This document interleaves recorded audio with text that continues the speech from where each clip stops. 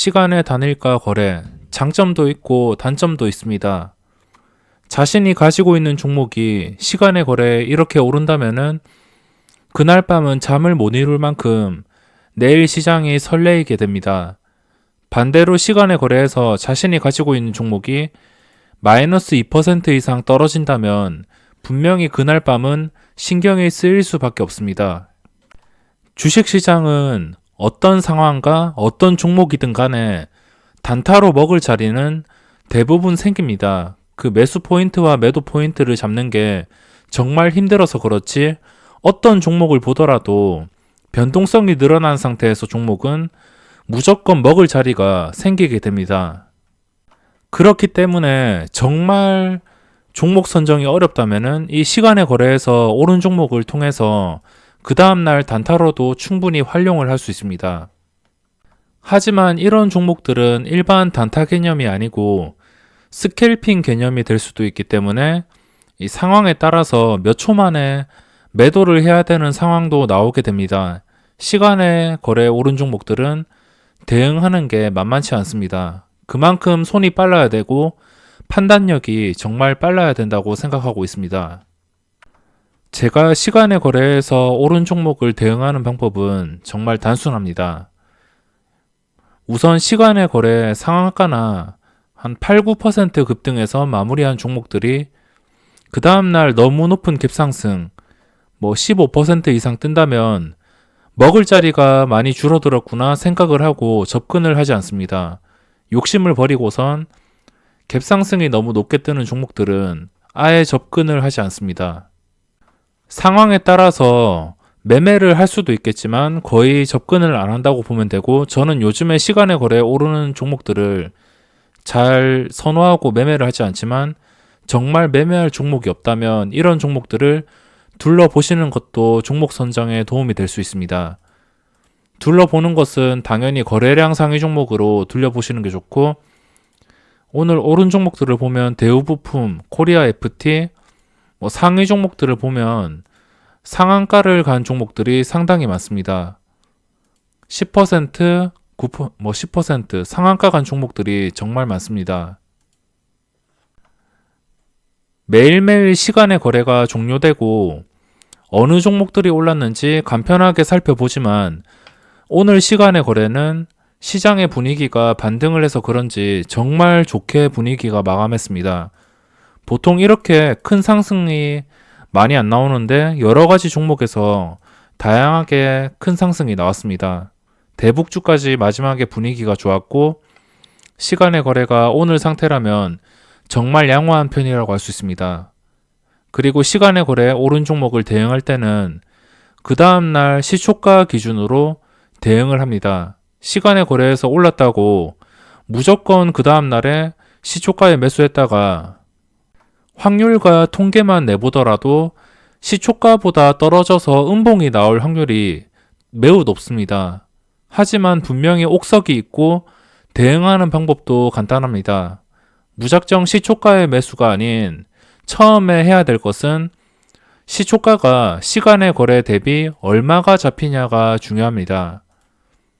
시간의 거래에서 우선 음봉이 뜬 것은 거르고 양봉 상태의 종목을 보면 이 종목이 내일 시초가가 얼마나 잡히는지부터 파악을 하는 게 중요합니다.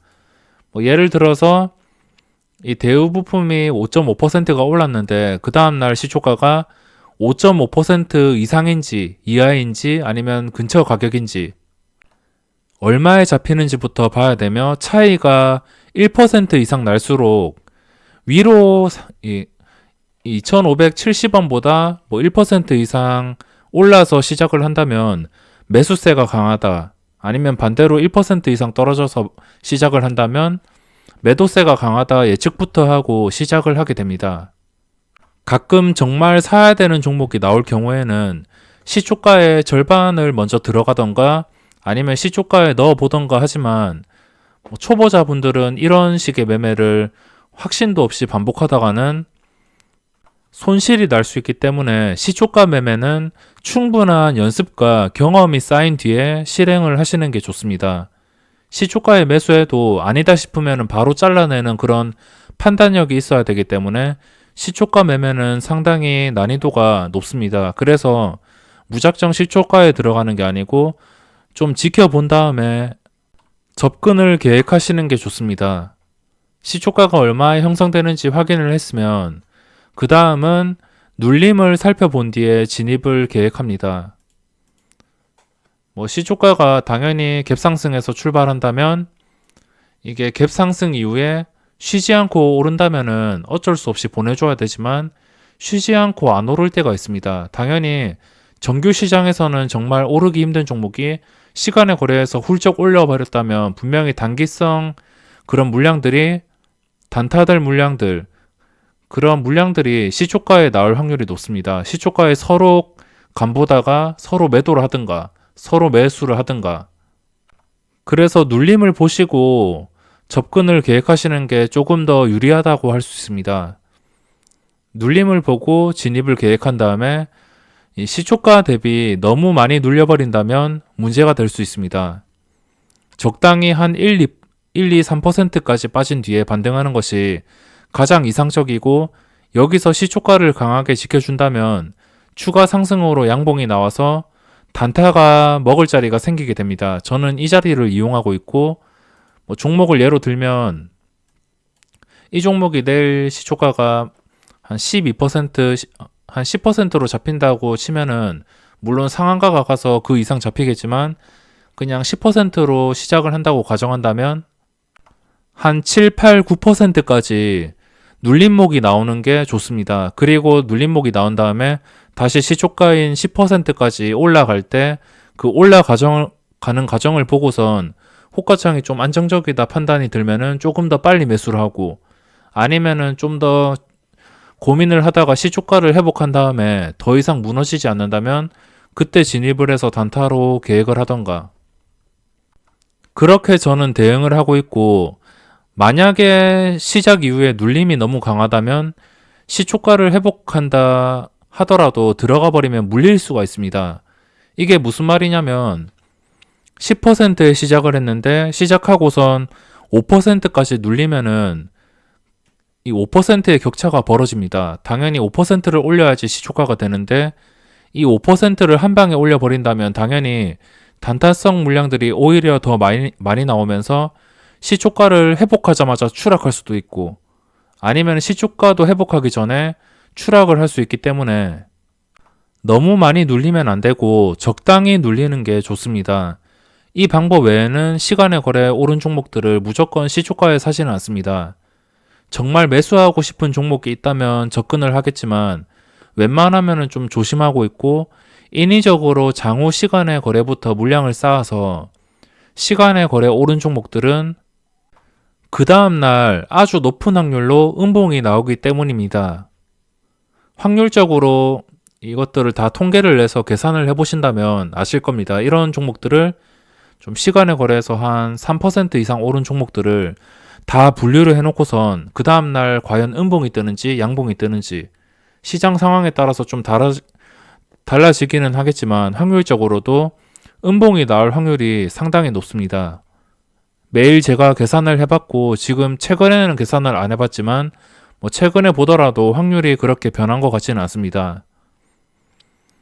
물론 장중에 변동성이 상승으로 크게 생기면서 크게 상승을 했다가 떨어지는 경우도 있을 것이고 음봉이 뜰 수도 있고 급등할 수도 있고 주식은 100%가 없기 때문에 무조건 시간의 거래 주가로 그 다음날 주가를 판단하기는 힘들겠지만 이 시간의 거래가 장 초반에 변동성을 만들어 주기 때문에 이것을 이용해서 그냥 단타로만 대응을 하고 있습니다.